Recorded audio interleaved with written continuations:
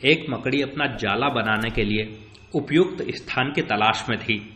वो चाहती थी कि उसका जाला ऐसे स्थान पर हो जहां ढेर सारे कीड़े मकोड़े और मक्खियां आकर फंसे। इस तरह वो मजे से खाते पीते और आराम करते अपना जीवन बिताना चाहती थी। उसे एक घर के कमरे का कोना पसंद आ गया और वो वहां जाला बनाने की तैयारी करने लगी। उसने जाला बुनना शुरू ही किया था कि वहां से गुजर रही एक बिल्ली उसे देखकर जोर जोर से हंसने लगी। मकड़ी ने जब बिल्ली से उसके हंसने का कारण पूछा तो बिल्ली बोली, मैं तुम्हारी बेवकूफी पर हंस रही हूं। तुम्हें दिखाई नहीं पड़ता कि ये स्थान कितना साफ सुथरा है? यहां न कीड़े मकोड़े हैं न ही मक्खियां। तुम्हारे जाले में कौन फंसेगा? बिल्ली की बात सुनकर मकड़ी ने कमरे के उस कोने में जाला बनाने का विचार त्याग दिया और दूसरे स्थान की तलाश करने लगी। उसने घर के बरामदे से लगी एक खिड़की देखी और वो वहां जाला बुनने लगी। उसने आधा जाला बुनकर तैयार कर लिया था। तभी एक चिड़िया वहां आई और उसका मजाक उड़ाने लगी और बोली, अरे तुम्हारा दिमाग खराब हो गया है क्या, जो इस खिड़की पर जाला बुन रही हो? तेज हवा चलेगी और तुम्हारा जाला उड़ जाएगा। मकड़ी को चिड़िया की बात सही लगी। उसने तुरंत खिड़की पर जाला बुनना बंद किया और दूसरा स्थान ढूंढने लगी। ढूंढते ढूंढते उसकी नजर एक पुरानी अलमारी पर पड़ी। उस अलमारी का दरवाजा थोड़ा खुला हुआ था। वो वहां जाकर जाला बुनने लगी।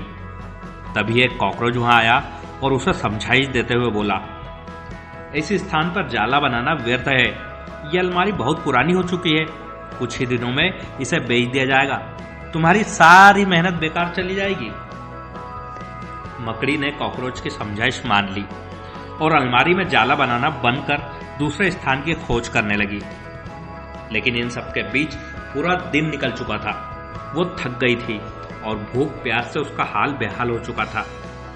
अब उसमें इतनी हिम्मत नहीं रह गई थी कि वो जाला बना सके। थक हार कर वो एक स्थान पर बैठ गई। वहीं एक चींटी भी बैठी हुई थी।